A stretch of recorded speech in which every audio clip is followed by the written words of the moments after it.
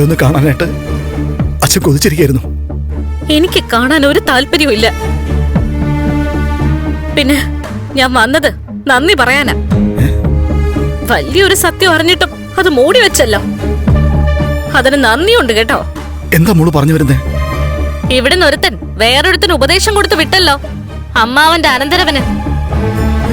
അത് പ്രകാരം കമലേശ്വരത്തെ കണ്ണനെ കൊല്ലാൻ നോക്കി അച്ഛന്റെ മരുമോൻ. അത് വാമൻ എന്നോട് പറഞ്ഞായിരുന്നു. എന്നാ ആ വാമനോട് പറഞ്ഞേക്കെ കണ്ണൻ ചത്തിട്ടില്ലാന്ന്. കഴിഞ്ഞ രാത്രി കാലൊടിഞ്ഞതേ അങ്ങേരുടെ അനന്തരവന്റെയാ, അച്ഛന്റെ മരുമോന്റെ.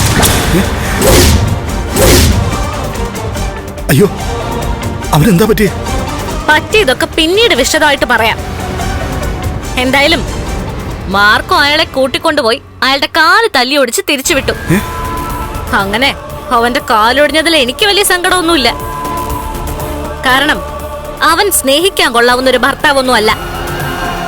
പിന്നെ എന്റെ വയറ്റിൽ ഒരു കുഞ്ഞുള്ളതുകൊണ്ട് മുത്തശ്ശിയുടെ നിർബന്ധപ്രകാരം ഞാൻ അവനോടൊപ്പം ജീവിക്കുക. പക്ഷെ അതല്ല കാര്യം. അവൻ കാലൊടിഞ്ഞ് വീൽ ചെയറിൽ വന്നപ്പോ വേറൊരുത്തൻ ആണുങ്ങളെ പോലെ തല ഉയർത്തിപ്പിടിച്ച് നടന്നാ വന്നത്. അതാരാണെന്ന് മനസ്സിലായല്ലോ?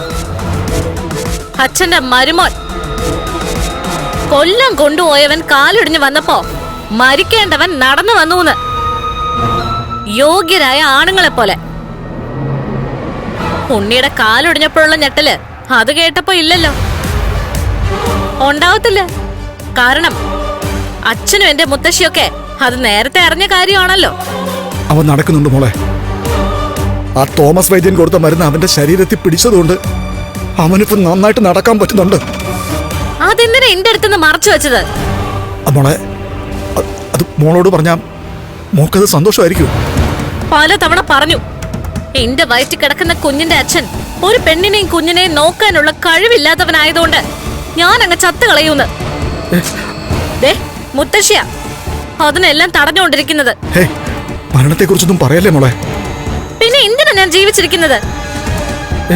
നൂലുകെട്ടൊക്കെ കഴിഞ്ഞ് ലക്ഷ്മിക്കും കുഞ്ഞിനൊപ്പം നടന്നു വരുന്ന കണ്ണനെ കാണാനോ? പെണ്ണ് കാണാൻ വന്നപ്പോ എന്റെ ഭർത്താവ് യോഗ്യനായിരുന്നു. അന്ന് വീൽ ചെയറിലിരുന്ന് വന്നത് കണ്ണനാ. ആ സന്തോഷത്തിലാ ഞാൻ അനിയന്റെ ഭാര്യയാകുമ്പോ അവള് ചേട്ടന്റെ ഭാര്യ ആയിക്കോട്ടെ എന്ന് ഞാൻ പറഞ്ഞത്. എന്നാൽ ഇപ്പൊ എല്ലാം തിരിഞ്ഞു കൊത്തി. ഞാൻ ആഗ്രഹിച്ച സൗഭാഗ്യങ്ങളെല്ലാം അവൾക്ക് കിട്ടി. ഇനി ശരിക്കും അവളുടെ അടിമയെ പോലെ ജീവിക്കണം എനിക്ക്.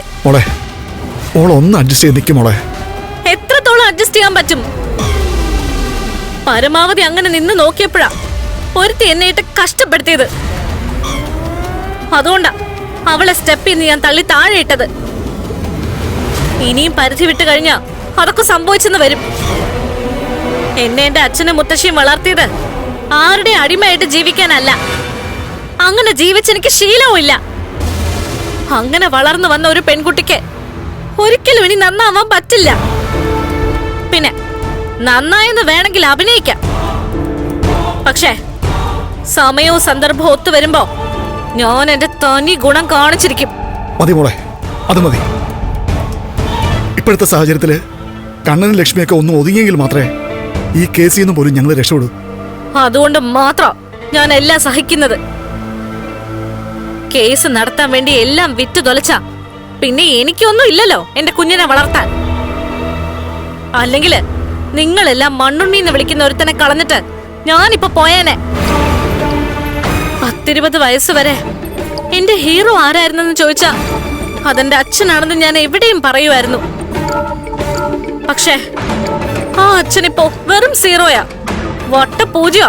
എല്ലാ അച്ഛന്മാർക്കും കാലദോഷം വരുമ്പോ അങ്ങനെയൊക്കെ ഉണ്ടാവും മോളെ. എന്നാലും ഇത് വല്ലാത്തൊരു കാലദോഷമായിപ്പോയി. ശത്രുക്കൾക്ക് പോലും ഇങ്ങനൊരു ഗതി വരുത്തരുത്. എനിക്ക് ജനിക്കുന്നത് ഒരു പെൺകുഞ്ഞാണെങ്കിൽ അത് എന്നെ സംബന്ധിച്ചിടത്തോളം വലിയൊരു ബാധ്യതയായിരിക്കും. ലക്ഷ്മിക്ക് ജനിച്ചത് ഒരു പെൺകുട്ടിയാ. പക്ഷേ അവൾക്ക് 10 പെൺകുട്ടികൾ ജനിച്ചാലും കുഴപ്പമൊന്നുമില്ല.